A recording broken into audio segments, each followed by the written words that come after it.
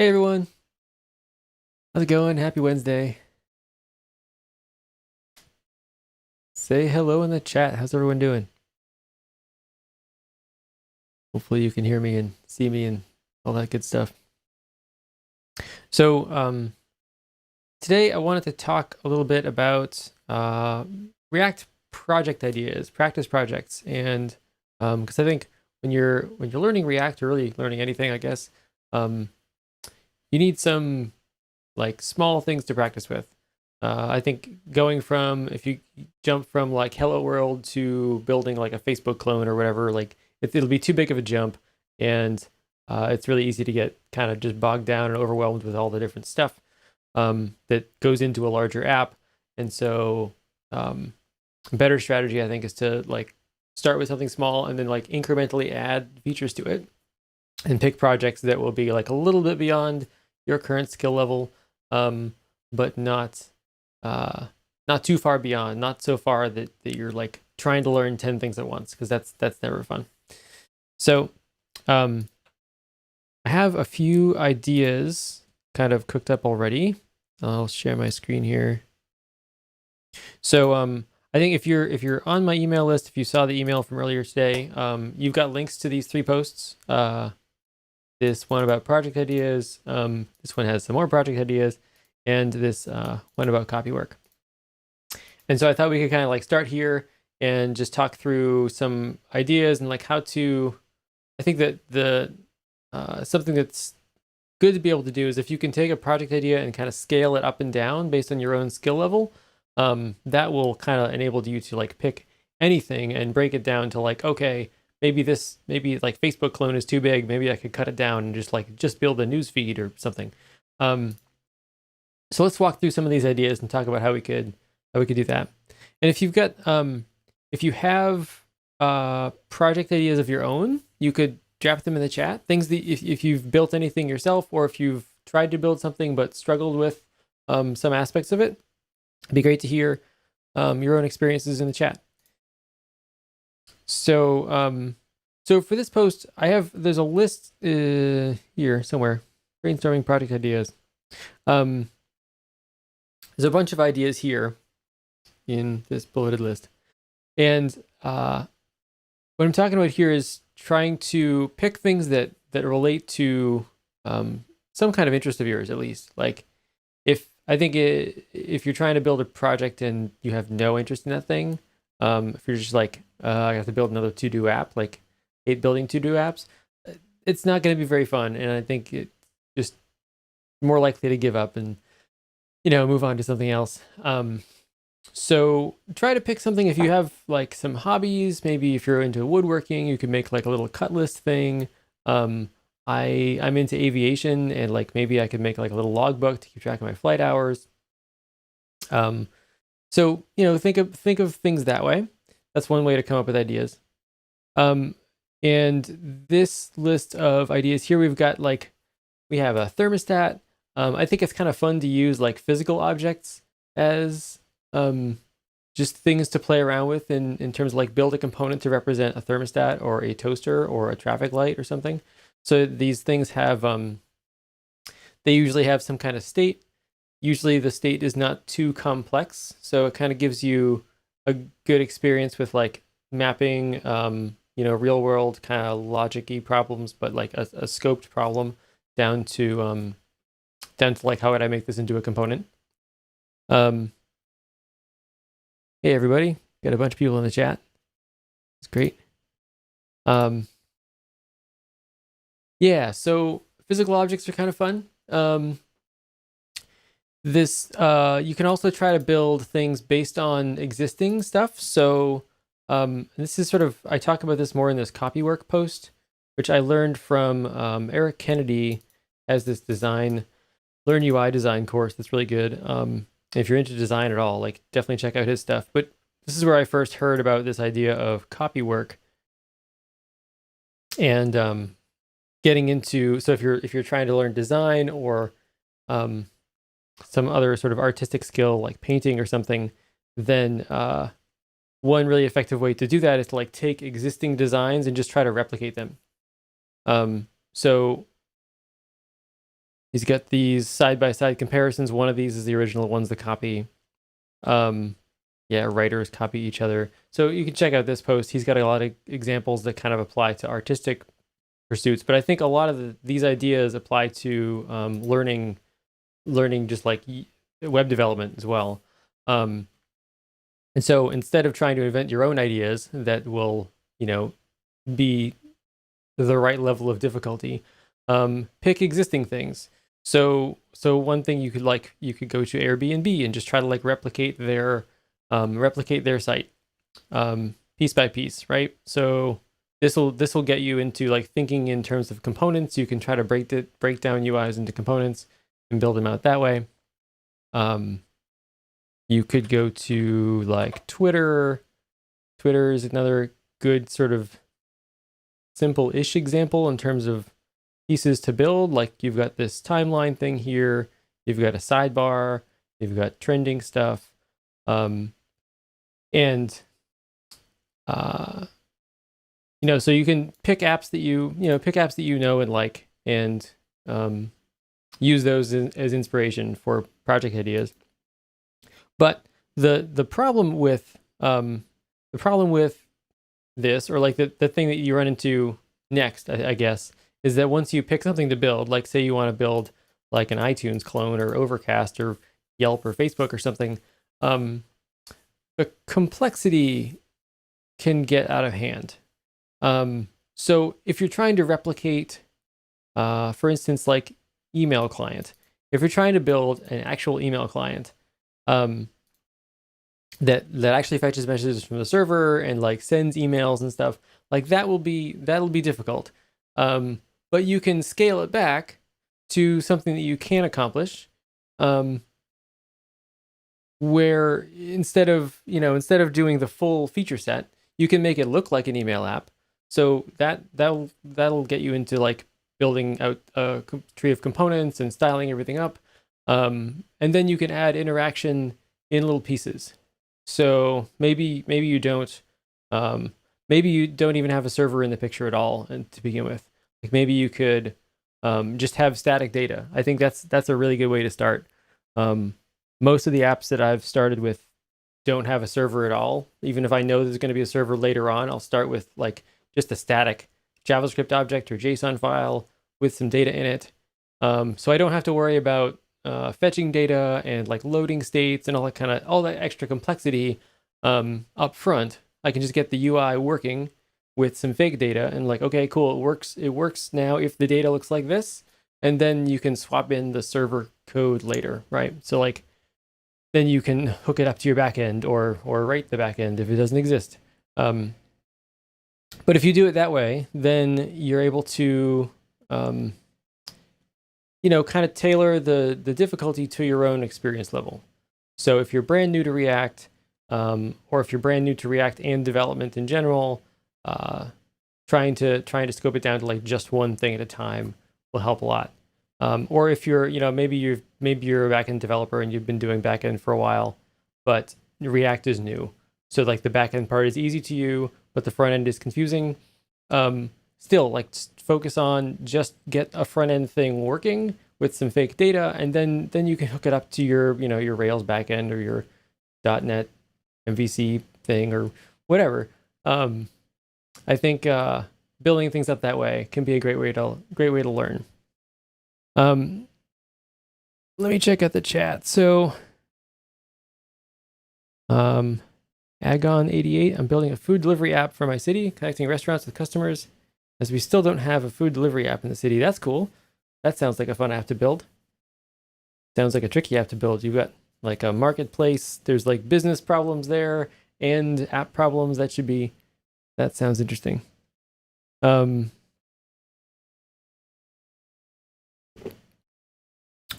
TDD. Yeah. So, you've got the right idea. So, Ken C. Dodds has a lot of good material on testing. Testingjavascript.com is his course on it. He's got some stuff on Frontend Masters. He's got React Testing Library is good. It takes a different sort of approach, kind of thinking of testing as from the standpoint of how would your user use this app instead of trying to test all the internals of your components. So it makes the test less brittle, and it's a really good approach. It doesn't really fit too well with TDD, and so TDD, I don't know. I feel like I've gone down the TDD rabbit hole a few times, and sometimes it's great for, I feel like it's really good for like pure functions, very specific things that do, one specific task, or if like it's a tricky algorithm or something that you're trying to get right. I think TDD can be really good to like sort of sneak up on the solution by writing those tests and implementing the algorithm or whatever as you go. But I think for React components and React apps in general, I think TDD can be kind of not a great fit because you end up, I don't know, for me anyway, like you end up changing the component tree a bunch as I'm building it, and I'll move things around, and I don't really have a great idea at a high level of how to describe that in a test before I go and build it. Not always anyway. Sometimes it's like, oh yeah, when I click the button, it triggers this callback or whatever, and then sure, you can TDD that. But I don't know if I think it's kind of a apply TDD where it makes sense, but I don't think 100% is really all that effective. Yeah, going through Dribble, that's a good example. Dribble. My computer will keep up here. There's 3 B's, right? There we go. Yeah, Dribble has some really cool examples. And again, like the sort of like the primary, I think the primary lever for difficulty level on these things is static to dynamic. So like you could build out any one of these pages in React, and it could just be like static components that have static data or even hard-coded data in the component themselves, and then later add dynamic stuff, like later add passing data in via props, and then get that data from a server and pass it in via props. So you can kind of layer on the complexity there. And then like maybe the last step is like you introduce a global state management library like Redux, or you start using context or something to like manage that state at a higher level and pass it down. So I think you can approach most apps that way. If you start with like the simplest possible thing, just like get something on the screen, and then kind of tweak the iterate on the complexity as you go. Yeah, Dribble's got a lot of cool examples. Lots of good, mostly mobile stuff, I guess, but not all mobile though, huh? So like this dashboard thing's pretty cool. Trial analytics. This would be pretty fun to build. So like, I think part of as you're trying to approach a UI like this, for example, I think the first thing to do is to take your screenshot and break it down into components. So here you've got a sidebar here on the left. You've got this diagnosis profile thing here. Each one of these is kind of its own component. It would make sense. It's like draw boxes around things and turn them into components. Kind of like what I did with this Airbnb example. Like this is a header, and this is like, I don't know, experiences list or something. So once you can draw boxes around the things and then try to come up with names for them. Like maybe this is diagnosis profile, this is marital status, this is alcohol, tobacco use, I don't know. Or maybe this is just like a graph component and you give it a specific title. You can work out those details later. But if you start from the high level of like, can I break this down into components, and then iterate on that.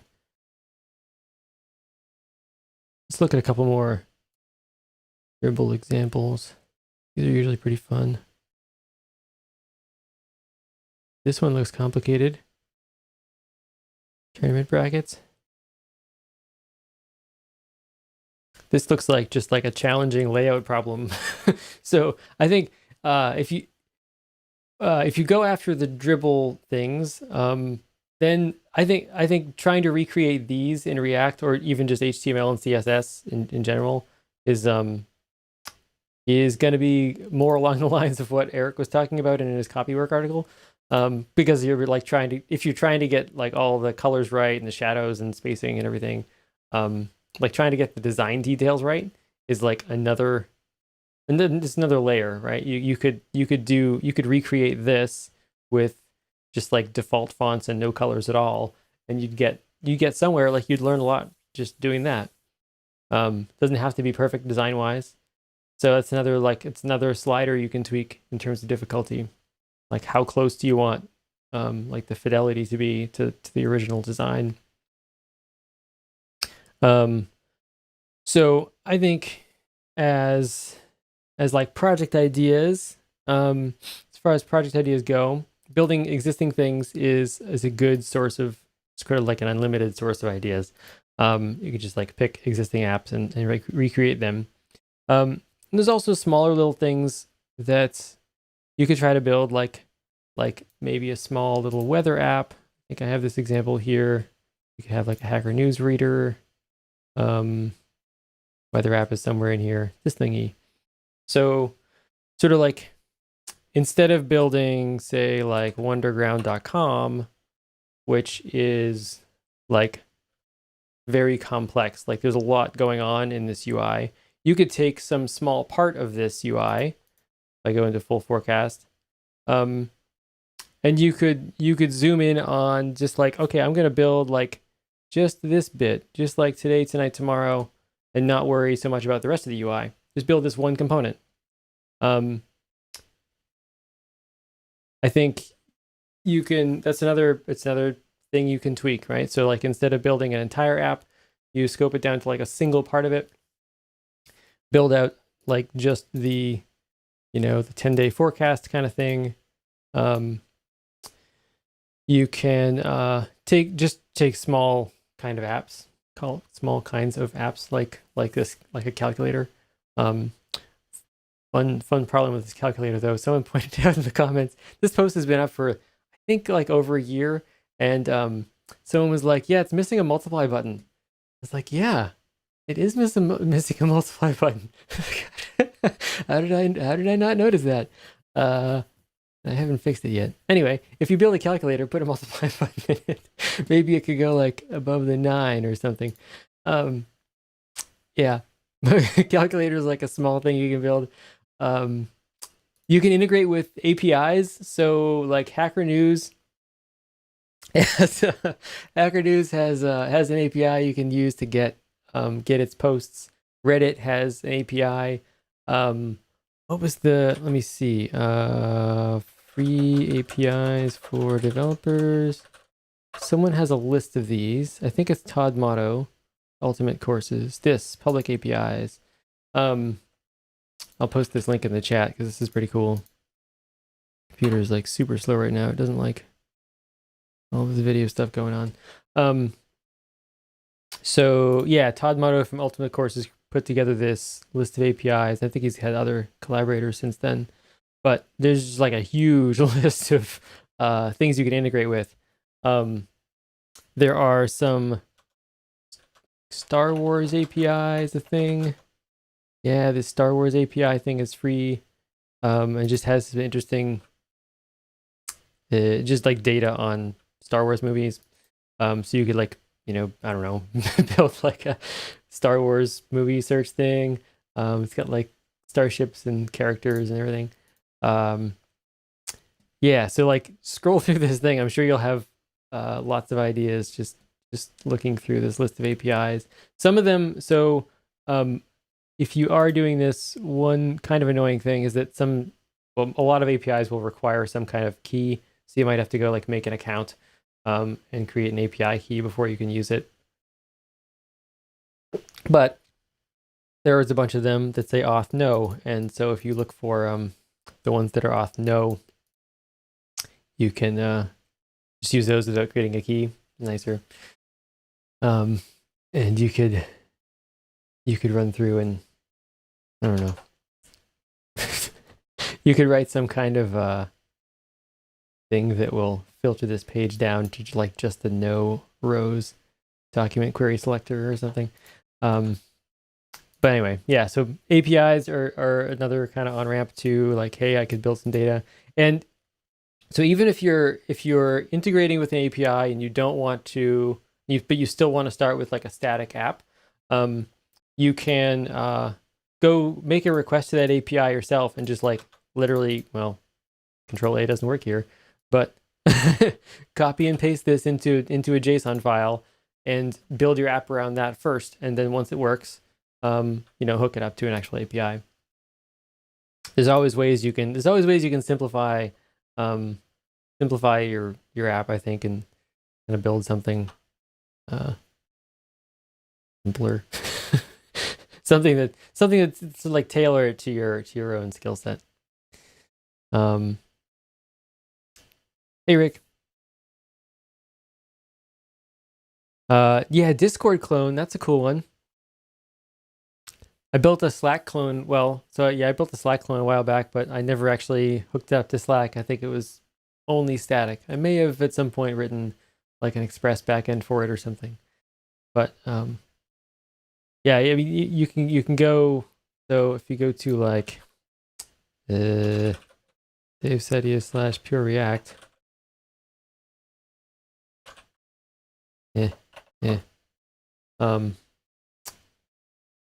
And I'm not trying to pitch my book here. I just want to show you this GIF.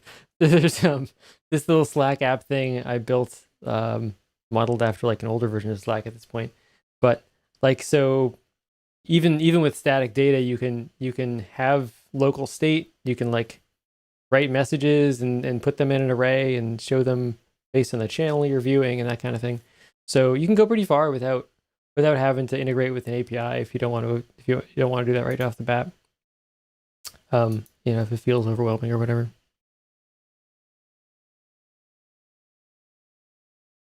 Yeah, cool.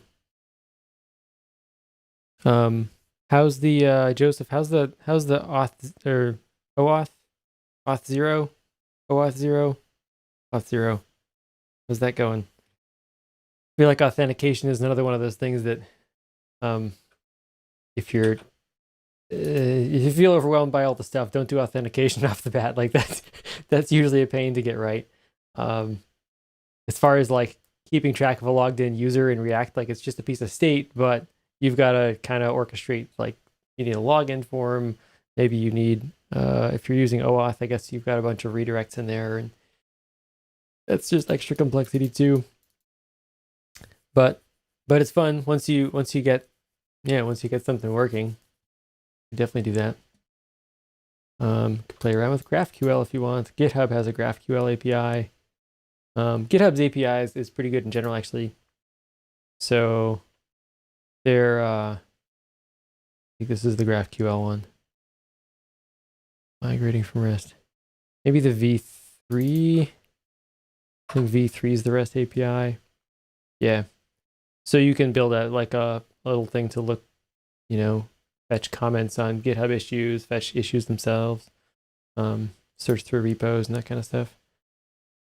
They've got good documentation on if you want to like grab all of the gist comments, grab issues for issue comments. I don't know. Yeah, you can explore through all this stuff.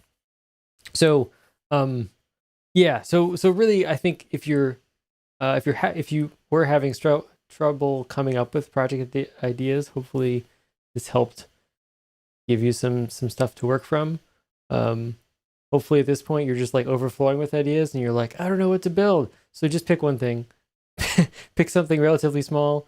It doesn't seem too hard and start building. I think there's no perfect project ideas. There's no like best way to like progress through all these things. I think just building stuff is the most important thing, and finishing projects, really just do as many as you can. Yeah, I think that's all for today, unless anyone's got more questions. Thanks for stopping by, Fred. Cool. Tomorrow, same time, 2 p.m. Eastern, I'm going to be doing a Q&A on just like React, learning React stuff in general, development, whatever. So bring your questions. I'll be sending out an email about it with a link to the YouTube channel and everything. But yeah, cool. All right, thanks everyone. Bye.